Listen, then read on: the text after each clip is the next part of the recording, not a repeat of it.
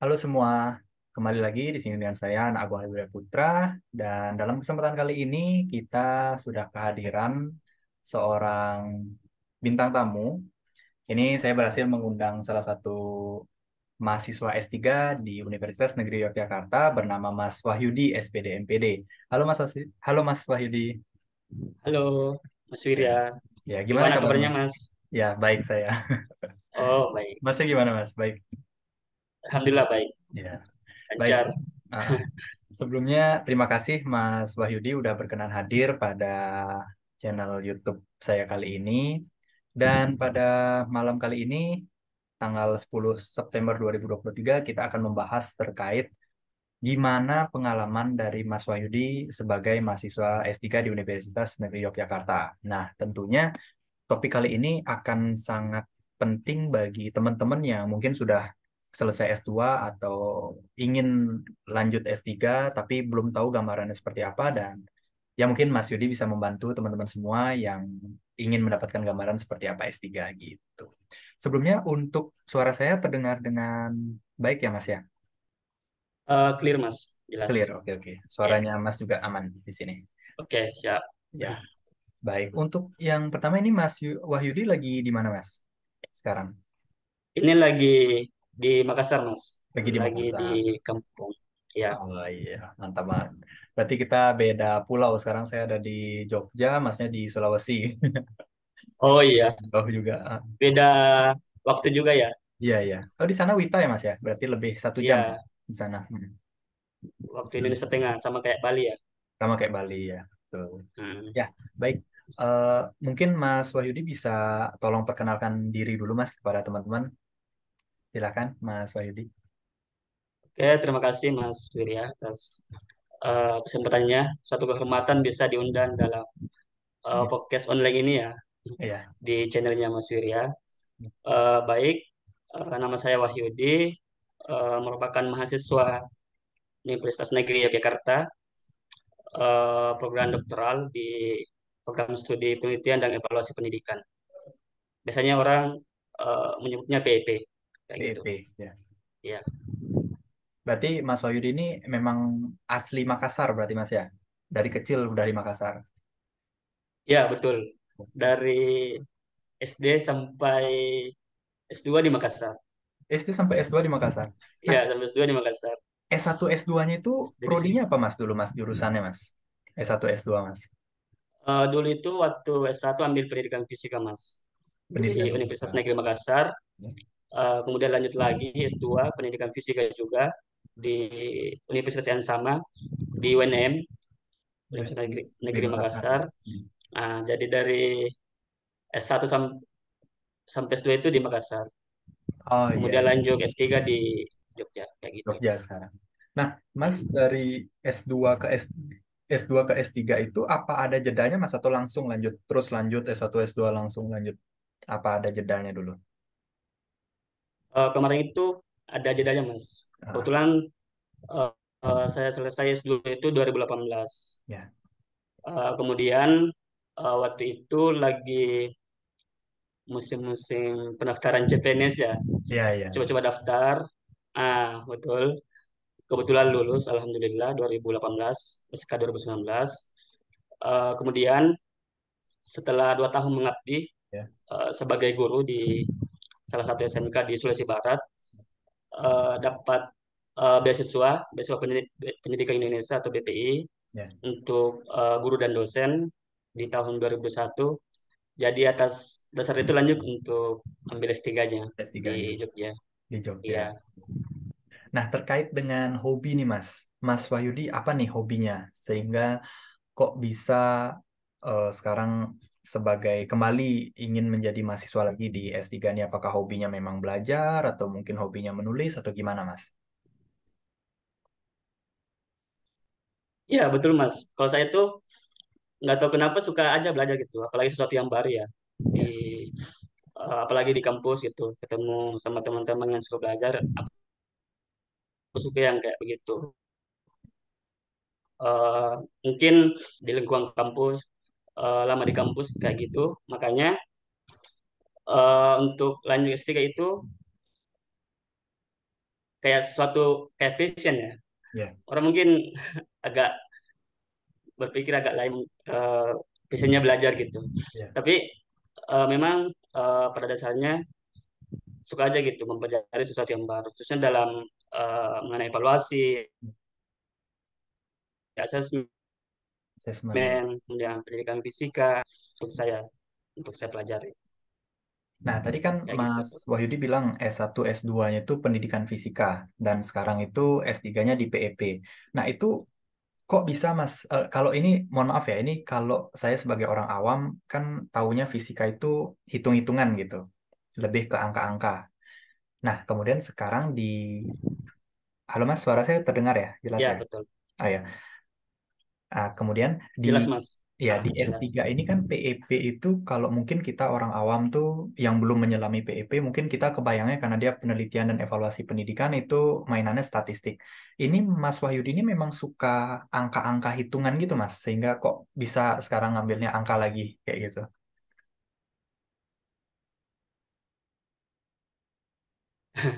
Ya betul Mas.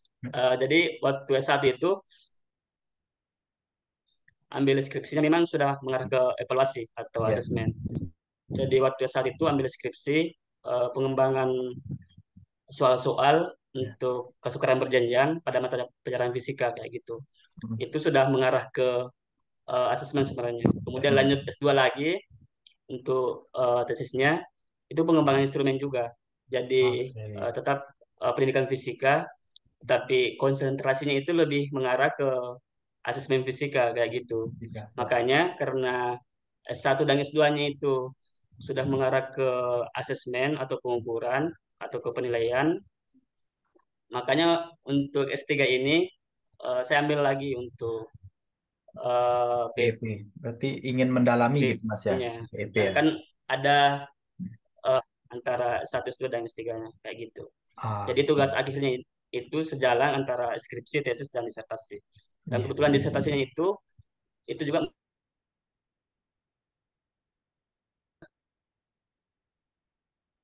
dari tesis yang kemarin kayak gitu. Berarti Jadi kalau dikatakan statistik itu eh, mungkin saya orang fisika ya suka yang eksak-eksak kayak gitu kuantitatif. Makanya eh, saya mengambil juga konsentrasi pengukuran yang lebih ke statistik. Jadi saya rasa pas di situ kayak gitu. Oh, berarti S3-nya Mas Wahyudi ini untuk tugas akhirnya masih linier dengan tugas akhir waktu S2-nya kemarin, Mas ya?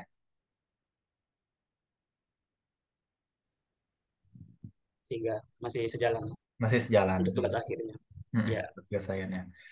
Nah, ini Mas, ini cukup menarik sebenarnya kalau kita ingin membahas ya terkait S3 PEP ini. Kan Mas dari S2-nya fisika, kenapa S3-nya ini ngambil PEP, Mas? Kenapa nggak ngambil S3 fisika, Mas? Ada apa dengan PEP ini? Kok bisa Mas terpikirkan ngambil PEP ini? Gimana, Mas? kebetulan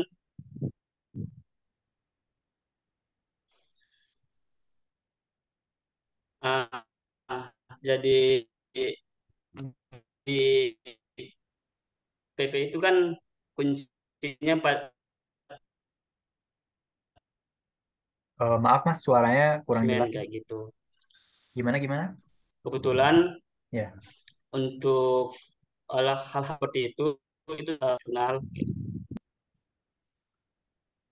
udah lancar ya, ya clear. sudah mulai terdengar Mas. Tadi gimana Mas? Oke baik, saya Terpotong? lanjutkan Ya, ya. Baik, saya lanjut Mas. Jadi seperti yang saya katakan tadi, kalau di tugas akhir saya itu deskripsi dan eh, apa namanya di tesis ke evaluasi atau asesmen ya. di atas dasar itu kemudian yang membuat mendalami lagi ke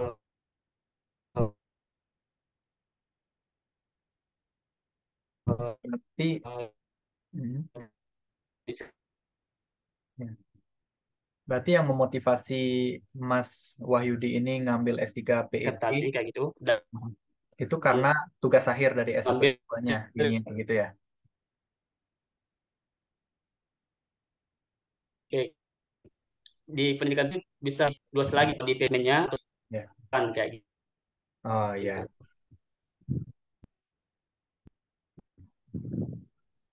Nah, kemudian terkait dengan motivasinya gimana, Mas? Motivasi ngambil PEP ini, Mas? Tuh, mohon maaf teman-teman, ini Mas Wahyudinya terpental. Kelihatannya jaringannya kurang bagus ya. Nanti kita tunggu lagi. Semoga beliau bisa join kembali. Ya, baik. Akhirnya kita sudah kembali terhubung dengan Mas Wahyudi tadi. Sedikit ada gangguan, Hmm. apa namanya? Sedikit ada gangguan sinyal. Nah, ini Mas, tadi mohon maaf, tadi sedikit kepotong terkait dengan kenapa terpikirkan mengambil S3 di PEP ini, Mas. Oh iya, oke Mas, saya lanjut. Ya, Jadi eh, kenapa saya mengambil S3PP itu? Jadi yang pertama memang karena memang tugas akhir saya di S1 dan S2 itu linear dengan VP. Yang kedua, sebenarnya ada pendidikan fisika S3, tetapi saya memilih PP itu karena ingin lebih memfokuskan ke pengukuran pendidikan fisika kayak gitu. Kebetulan konsentrasi saya di PP itu adalah pengukuran ya, atau penilaian dalam pendidikan fisika kayak gitu. Jadi sebenarnya tetap linear dengan pendidikan fisika karena PP itu dia sifatnya general kayak gitu. Semua jurusan pendidikan include dalam program studi tersebut kayak oh seperti gitu. itu. Ya. Nah, ini Mas, terkait dengan S3 PEP nih. Kira-kira menurut Mas Wahyudi, impact ke depannya apa, Mas? Sehingga Mas termotivasi gitu untuk saya lanjutnya S3 PIP aja deh. Nah, Mas Wahyudi kira-kira ada bayangan nggak nanti impact ke depannya terkait dengan lulusan PIP ini kayak gimana, Mas? Apakah mungkin akan sangat dibutuhkan oleh Kementerian Pendidikan nanti, apalagi kan sekarang negara kita lagi fokus-fokusnya memperbaiki apa namanya pasar Pendidikan ya, pendidikan gitu ya, betul-betul. Gimana, ya Mas? betul. Kira-kira? Kalau saya melihatnya PP itu sangat berimpact ya untuk Ya, di dunia pendidikan. Saya ambil kasus contohnya di kurikulum Merdeka. betul. Jadi dari awal itu kita sudah diarahkan untuk melakukan tes atau Ya, penilaian untuk siswa. Di bagian awal itu di kurikulum Merdeka kita sudah diarahkan untuk melakukan tes diagnostik kayak begitu. Itu ya, sudah bagian dari PP. Kemudian setelah itu dilakukan lagi ujian harian, itu merupakan tes formatif yang mana juga bagian dari PP. mhm, Kemudian di akhir ada ujian sumatif ya, atau tes sumatif baik antara mid dan ujian semester atau penilaian semester. Itu juga merupakan bagian dari asesmen dalam pendidikan. mhm, Kemudian ketika kita mau mengevaluasi program dari pembelajaran itu, mulai dari program semesternya, program sekolahnya, program tahunannya, itu juga merupakan bagian dari PP. Jadi sangat berimpact dalam dunia pendidikan, khususnya dalam penilaian dan evaluasi untuk melihat bagaimana proses pembelajaran yang telah dilakukan di sekolah. Apakah sudah berhasil dan memberikan refleksi dalam dunia pendidikan ke depannya. Bagaimana seharusnya stakeholder itu mengambil kebijakan dalam mengimprove pendidikan itu sendiri seperti itu. Jadi ya, sangat dibutuhkan sebenarnya. ya. Kayak gitu, Mas. Ya. Berarti PEP ini kan dia ruang lingkupnya itu di seputar evaluasi pendidikan, Mas. Berarti dari evaluasi itu juga nantinya akan berperan ke pengembangan pembelajaran berarti, Mas ya. Dia berarti dia berhubungan ya nanti ya dengan perbaikan, misalkan hasil evaluasinya itu menunjukkan kurang gitu misalkan, sehingga nanti itu bisa dijadikan bahan evaluasi untuk pengembangan pendidikan ke depannya. Berarti di sana impact-nya Mas ya, berarti ya. Ya, betul Mas. Jadi dalam PP itu ada namanya penilaian dan evaluasi. Ya. Itu terminologi yang berbeda sebenarnya. Oh, Kalau kalau penilaian itu lebih bagaimana hasil pengukuran itu diinterpretasi. ya, Misalnya kita mengukur ke apa mengukur keterampilan berpikir kritisnya peserta didik, ya. maka hasil pengukuran itu kemudian kita lakukan penilaian sejauh mana hasilnya begitu, apakah tinggi atau rendah. Ah, Kalau misalkan evaluasi itu lebih programnya lebih luas begitu. lebih Jadi luas. Ya. bisa mengambil program semester atau program tahunan atau program sekolah Ya. atau program yang lebih luas lagi adalah program Kementerian Pendidikan seperti apa, misalkan guru penggerak atau sekolah penggerak itu bisa bagian dari evaluasi program. Ya. Jadi kuncinya adalah kalau penilaian itu lebih menginterpretasi ke pengukuran, hasil pengukuran dari peserta didik, kalau evaluasi itu lebih ke program kayak gitu, Mas. Oke. Jadi untuk evaluasi itu sendiri itu sangat dibutuhkan dalam mengambil kebijakan untuk Ya. stakeholder. Jadi setelah dilakukan evaluasi pada program tertentu, misalkan sekolah penggerak atau guru penggerak, maka hasil evaluasi itu bisa dijadikan acuan untuk proyeksi ke depannya, bagaimana kira-kira melakukan improving Ya. dalam peningkatan pendidikan kayak gitu. Ingatan pendidikan. Wah, menarik, menarik ini. Saya juga akhirnya kembali diingatkan sama Mas Wahyudi terkait perbedaan penilaian dan evaluasinya tadi. Ya, betul. Ternyata ya, saya akhirnya sekarang udah diingatkan kembali kalau di evaluasi itu lebih ke ruang lingkup yang lebih luas untuk pengambilan kebijakannya nanti. Gitu berarti Mas ya, Ya, intinya, betul. impact-nya di sana. Nah, oke, berarti terkait dengan motivasi dan alasan ngambil, maksudnya melanjutkan ke S3 PIP ini kan sudah kita bahas. Nah, sekarang mungkin Mas Wahyudi bisa berkenan untuk sharing Mas, pengalamannya Mas, selama menempuh S3. Mungkin dari eh, semester satunya kayak gimana, kemudian mata kuliahnya itu ada apa aja, kemudian apakah experience-nya tuh mirip seperti S2 atau misalkan apa saja Mas yang dilakukan selama S3 ini Mas? Kalau saya melihatnya S3 itu lebih kompleks dari segi pembelajarannya, Mas. Jadi, kalau saya compare dengan S1 dengan S2, dari segi ilmunya ya, khususnya untuk PP itu, dia lebih kompleks. Misalnya dalam pengukuran atau penilaian dalam pembelajaran itu kita lebih banyak mempelajari teori respon butir yang sifatnya sudah modern. Nah, kan ada dalam analisis butir itu biasanya umumnya di S1 atau mungkin di S2 masih menggunakan teori tes klasik kayak begitu. Ya, Kemudian di S3 itu lebih dikembangkan lagi, ada namanya teori respon butir atau item response theory. Kemudian mendalami lagi lebih banyak eh, teori-teori analisis faktor, misalkan konfirmatory faktor analisis, kemudian ada SEM, structural equation modeling, kayak begitu itu lebih eh, kompleks lagi sehingga dalam menggunakan aplikasi dalam statistiknya itu juga lebih kompleks. Yang dulu biasanya kan kita menggunakan Excel atau SPSS itu sudah cukup.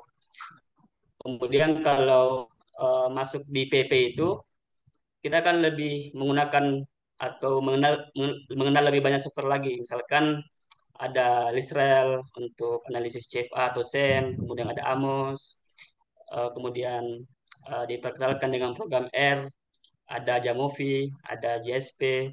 Itu semua saya dapat ketika kuliah di PP itu. Jadi lebih luas pengembangan keilmuannya Mas kayak gitu. Kemudian di selama S3 itu kita juga lebih mendalami lebih banyak publikasi, baik eh, sifatnya, bentuknya proceeding maupun jurnal, ya, atau bisa dan kita dalami semua, baik dalam jurnal nasional yang berindeks Sinta Ya, maupun jurnal internasional kayak Scopus atau yang berindeks BOS. ya, Itu kita lebih fokus di situ. Jadi kita bisa lebih mendalami lagi bagaimana publikasi itu, kemudian langsung dilakukan atau langsung disuruh melakukan publikasi, sehingga teori-teori tadi yang saya sebutkan tentang item response theory, analisis faktor, tentang SEM itu langsung dibuatkan jurnal dan langsung dipublikasikan kayak begitu. ya, Dan yang terakhir mungkin lebih banyak memperkuat atau memperbanyak pertemanan ya di S3 ya, itu. Jadi selain ilmu juga circle-nya itu lebih luas begitu. Sehingga eh, saya percaya itu kalau circle itu sangat menentukan kita bagaimana ke depannya begitu. ya, Dengan kuliah S3 itu circle-nya lebih luas lagi, maka sangat berguna dalam apa namanya tentang bagaimana kita untuk karirnya atau ya, ya, yang betul. lainnya ke depannya. Seperti Ya. itu. Nah, ini Mas, tadi saya akhirnya muncul pertanyaan. Mas kan bilang kalau di S3 itu pembelajarannya akan jauh lebih kompleks karena kalau di S1 S2 itu biasanya kita hanya menggunakan SPSS dan Excel aja sudah bisa dibilang cukup, tapi di S3 itu Iya, betul. pelajari lagi ada Jamovi dan yang lainnya. Nah, kalau di S3 itu cara belajarnya itu apakah dosennya akan mengajarkan kita lagi dari dasar penggunaan platform-platform baru ini atau kita disuruh belajar sendiri Mas? Ya udah kamu belajar sendiri nanti kalau ada nggak tahu baru tanya saya. Itu kayak gimana Mas mekanisme belajarnya kalau di S3 itu Mas? Kalau saya melihatnya S3 itu lebih mandiri ya dibandingkan Sendiri ya. S2 dan S1. Jadi sebenarnya dosen itu siap untuk menjelaskan dari dasar, tetapi tergantung inisiasi dari mahasiswa itu sendiri juga. Jadi eh, mahasiswa yang harus lebih aktif begitu. Jadi kalau misalkan memang mahasiswanya belum paham, misalkan statistik yang dari statistik dasar itu, bisa langsung ditanyakan ke dosennya kayak begitu. Jadi eh, inisiasi atau keaktifan mahasiswa itu untuk S3 yang lebih apa ya lebih banyak dibutuhkan dalam pengembangan pembelajarannya. Ya, Beda mungkin kalau waktu S1 lebih diarahkan harus begini, harus begitu, ya, analisisnya itu harus seperti itu. Kalau kita di S3 lebih banyak otodidak sebenarnya Mas untuk mempelajari sesuatu yang baru. Sama halnya tentang jurnal itu, eh, kita mungkin cuma diarahkan eh, publish tentang materi ini. Kemudian kita yang harus lebih aktif lagi untuk mencari kira-kira jurnal yang pas dengan scope ini itu yang mana kayak begitu. ya, ya, Atau ya. tentang conference eh, yang mau kita lakukan, kita yang harus lebih aktif. Kira-kira conference yang cocok dengan saya itu kemana begitu. Ya. Ah, Jadi berarti harus lebih aktif lagi. Nah, ya aktif berarti Mas ya. Terkait mungkin dengan peran dosen itu sekitar 10% aja ya. 10%. Selebihnya itu adalah peran Mahasiswa. mahasiswa. Ya. Baik, berarti terkait dengan tugas akhir Mas. Kalau di S3 itu kan kita dituntut untuk menghasilkan disertasi dan juga nanti ada jurnal-jurnal penelitian gitu. Nah, selama proses penulisan tugas akhir itu apakah mekanismenya mirip seperti ketika kita sedang skripsian atau tesis gitu Mas? Apa ya udah kita nulis dulu, kita penelitian dulu, nanti paling ya ketemunya mungkin sebulan sekali atau gimana, baru nanti ada revisi besar atau kayak gimana Mas gininya proses pembimbingannya Mas? Kalau dalam penyusunan disertasi itu sebenarnya Hmm. yang paling ditekankan adalah kalau di disertasi adalah novelty-nya, Ya, kebaruannya. kebaruannya. Karena kan kalau di level S3 itu sudah KKNI-nya itu level 9 kayak gitu. Ya. S2 kan level 8, kemudian profesi level 7 Hmm.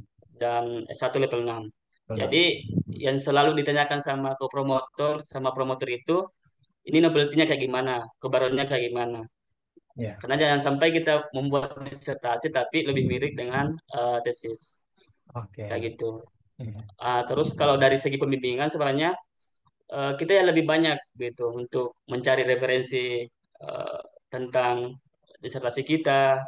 Kemudian untuk pembimbingannya dia lebih apa ya, lebih lebih jarang ketemu promotor sebenarnya sih. Iya, iya. Jadi kita yang harus lebih mengukan dulu semuanya bab satu, bab dua, bab tiga untuk proposal misalnya. Kemudian ketemu promotor apakah sudah pas atau tidak kayak Iya. gitu. Jadi kita yang harus sebagaimana saya katakan tadi lebih aktif dalam mencari informasi seperti itu. Karena Oke. kan sudah levelnya kakak ini 9 begitu. Iya, Jadi iya, harus lebih aktif. Betul. iya. Nah, terkait di gini, Mas. Mungkin teman-teman ada yang udah mulai tertarik nih. Ternyata PEP S3 PEP di UNY itu gambaran umumnya seperti ini. Nah, kira-kira kalau teman-teman lain ingin tahu, Mas, tuntutan di tuntutan kelulusan di S3 PEP UNY ini seperti apa, Mas? Tuntutannya, Mas? Maksudnya persyaratan kelulusannya mungkin disuruh buat jurnal berapa, kemudian harus akreditasinya apa, kemudian eh, disertasinya harus seperti apa gininya, apa namanya maksudnya kualitasnya gitu, standar kualitasnya kayak gimana, Mas? Jadi kalau untuk standar kelulusan ya, Ya, untuk di PP itu sendiri, jadi yang pertama tadi untuk disertasi harus memenuhi level KKNI level 9, ya, yang mana yang dituntut itu adalah novelty-nya atau keperluannya. Artinya sesuatu yang baru seperti itu. Kemudian untuk syarat yang lain dari segi TOEFL itu kan harus lulus di atas 450 untuk ya. standar S3 di Universitas Negeri Yogyakarta.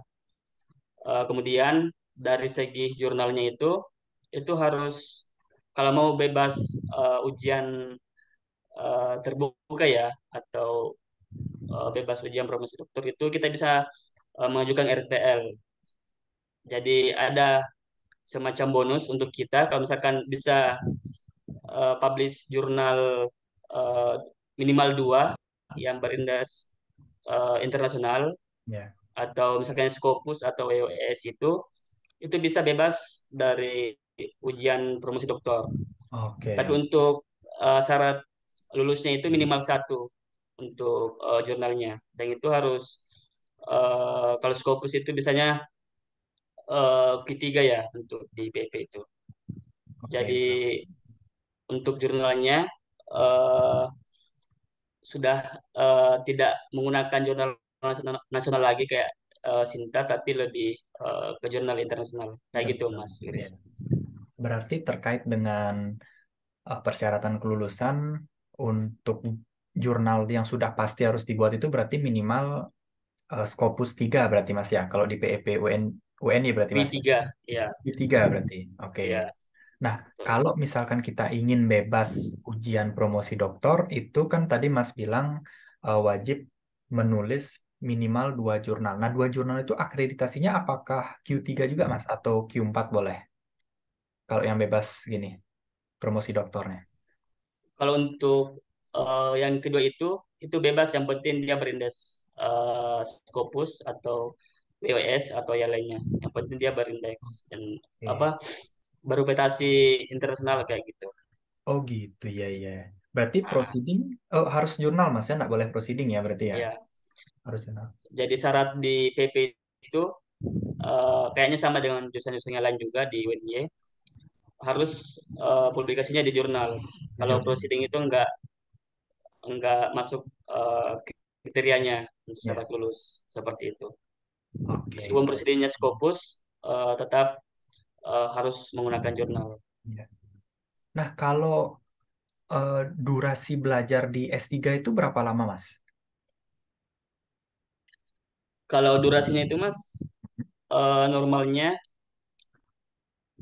8 semester ya, Kan sama semester. kayak S1 atau 4 tahun.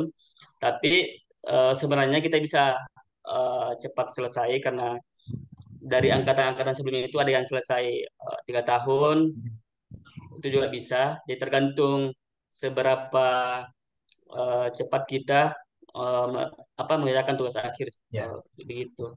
Dan maksimalnya itu untuk bebas dari dewa ya, itu ya. sampai semester 14. Semester 14 Tapi berarti 7 tahun. alangkah lebih baiknya kalau misalkan selesai lebih cepat Lebih seperti cepat. itu. Benar-benar. Karena Ah, biaya juga Mas ya. ya betul. Iya.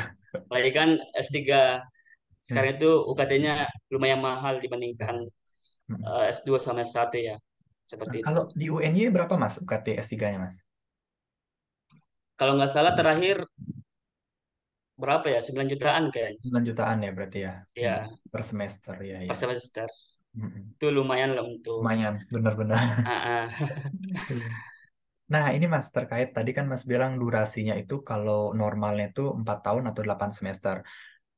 Untuk durasi belajar yang ada dosennya itu berapa lama Mas? Karena kan kalau nggak salah seperti yang Mas bilang tadi di S3 itu lebih banyak kita belajar mandiri atau penelitian mandiri. Berarti Ya betul. kan berarti intinya yang kita ketemu dosen itu semester berapa-berapa aja Mas yang masih ada mata kuliahnya Mas. Kebetulan saya kemarin itu masih dapat kurikulum yang baru ya, belum kurikulum Merdeka. Itu sampai semester 3 sebenarnya, Oke, belajar teori. teori. Tetapi sekarang sudah diupdate lagi kurikulumnya, kurikulum Merdeka itu sampai 2 semester saja. Semester 1 dan semester 2 itu untuk fokus teorinya. Setelah itu sudah fokus di tugas akhir dan publikasi di jurnal atau di proceeding seperti itu. Oke, Jadi semester 3 dan setelahnya sudah bisa fokus di jurnal gitu atau mau ikut conference ya atau mau fokus ke tugas akhir itu sudah bisa. sudah bisa. Sudah bisa juga ujian proposal itu di semester 3 sebenarnya. Semester 3 ya. Iya. Berarti di semester 1 semester 2 kita masih ada ketemu mata kuliah beberapa. Setelah itu ya udah kita dibebasin. Yang penting kamu nanti outputnya adalah disertasi dan jurnal. Berarti seperti itu Mas ya. Kita Ya, betul. belajarnya Setelah itu mandiri. dibebasin. Jadi tergantung kesadaran kita sebenarnya. Ya, Karena kalau dibebaskan kayak gitu, terkadang kita juga terlena begitu. ya, ya, Karena betul betul. terlalu dibebaskan sehingga lupa waktu dan eh, banyak yang tertunda ya untuk penulisan disertasinya. Apalagi mungkin kalau S3 itu kan banyak yang kerja, jadi biasanya agak lama penyelesaiannya. Ada yang sampai 5 tahun, 6 tahun kayak gitu.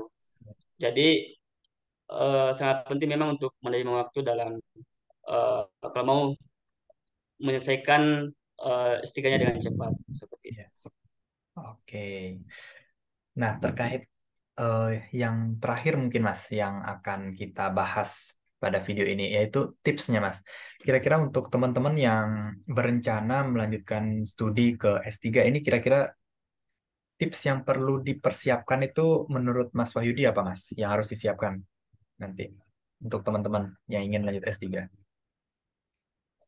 Kalau saya yang paling pertama ya, yang perlu dipertimbangkan itu adalah jurusan yang akan dipilih. Apakah memang benar-benar dengan sesuai dengan passion kita atau sesuai dengan eh, apa namanya background kita seperti itu. Karena S3 ini kan tingkat terakhir ya dalam Ya, pendidikan kita. Dan itu yang menjadi kepekaran kita sebenarnya adalah dilihat dari program studi di S3 itu. Jadi kalau kita misalkan mau menjadi pakar teknologi pembelajaran misalnya, berarti ambil S3 teknologi pembelajaran. Kalau kita mau menjadi pakar eh, penilaian atau evaluasi atau evaluator, berarti ambil PP kayak gitu. ya, Jadi kan kalau kita lihat itu eh, S3 itu kayak kalau di piramida itu yang paling runcing ya. Kalau ya, di piramida S1 kan masih lebih banyak gitu. ya, Lebih lebih masih terlalu general pembelajarannya. S2 lebih mengecil dan lebih mengecil lagi. Artinya kalau kita melihat itu dari piramida itu berarti lebih ada spesifikasi di keilmuan begitu ya, atau kepakaran dari output dari mahasiswa S3 itu seperti itu. Jadi sangat penting itu mempertimbangkan eh, kira-kira jurusan yang cocok dengan saya itu seperti apa. Saya cocoknya ambil ini atau apa gitu. Kemudian rencana studi yang harus lebih matang ya.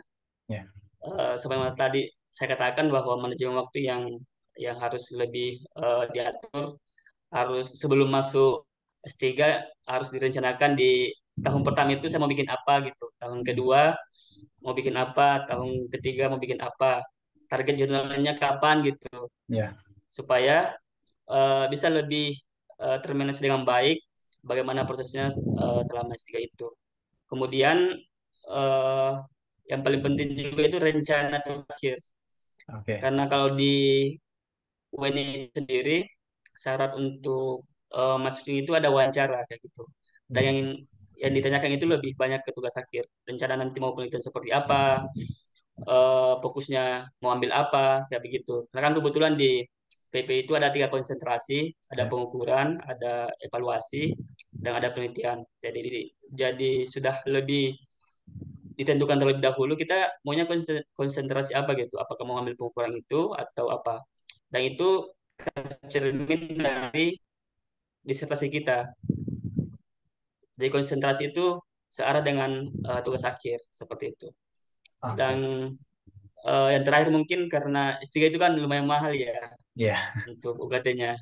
Mungkin perlu dipikirkan beasiswa gitu. Karena kan sekarang banyak beasiswa, ada LPDP, ya, ada BPI ya, ya. dari Kemendikbud bagian sudah kerja di baik sebagai guru, dosen atau pelaku budaya bisa daftar beasiswa pendidikan Indonesia. Kalau dari Kemenak ada BIB, beasiswa Ya. Indonesia Bangkit.